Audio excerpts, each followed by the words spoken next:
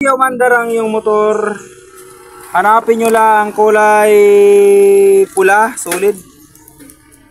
Hanapin nyo lang ang kulay pula at subukan nyo ito pag wala kayong tester. Ganitong gawin nyo. Sibog-sibog pa kayo. Pag wala kayong tester, ganito lang gawin. Balatan nyo lang ang wire na kulay pula. Ano ba ang wire na ito? Ang wire sa ito ay ang tinatawag natin na primary. O yan. Ayan o, nabalatan na natin. Tapos, kumuha kayo ng wire sa ganito. Itap nyo dyan. O, itap nyo dyan. Okay, kapag nakatap na,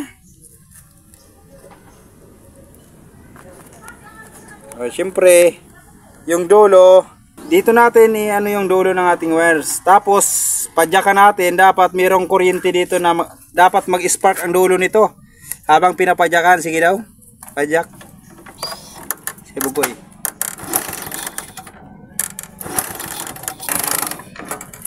Kung papansin niyo mga kaibigan, mahina ang spark. Ang hina, oh. Hina. Mahina ang spark.